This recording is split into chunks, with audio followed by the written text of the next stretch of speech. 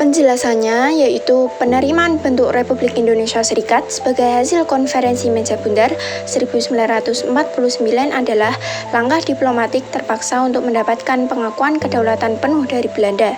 Bentuk serikat ini tidak bertahan lama, hanya dari 27 Desember 1949 hingga 17 Agustus 1950, karena dianggap sebagai alat Belanda untuk memecah belah bangsa. Konsekuensi Indonesia menerima bentuk RIS hasil KMB. Yang pertama, negara terpecah menjadi bagian-bagian, yaitu Indonesia bukan lagi satu kesatuan, melainkan federasi yang terdiri dari Republik Indonesia Yogyakarta dan negara-negara bagian bentukan Belanda, seperti negara Indonesia Timur, negara Pasundan, dan lain-lain.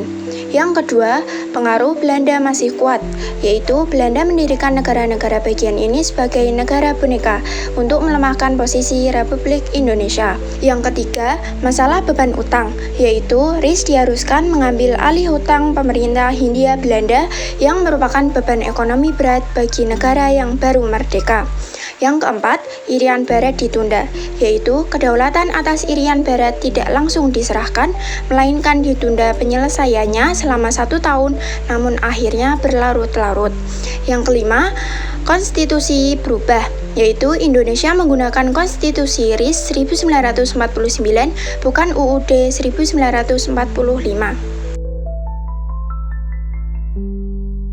Mengapa kembali ke NKRI tidak serikat? RIS dibubarkan dan kembali ke NKRI pada 17 Agustus 1950 karena faktor-faktor berikut.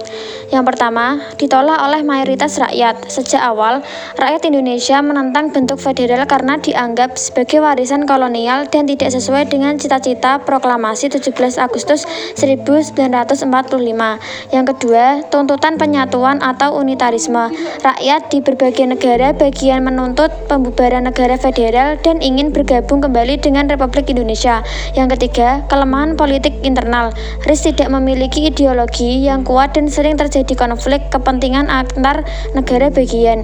Yang keempat, negara bagian membubarkan diri. Satu persatu negara bagian menggabungkan diri ke dalam Republik Indonesia, sehingga RIS secara de facto runtuh sebelum genap 1 tahun. Yang kelima, keinginan kembali ke kesatuan. Bentuk negara kesatuan dianggap lebih mampu menjaga persatuan dan kesatuan bangsa dibandingkan negara serikat yang memecah belah.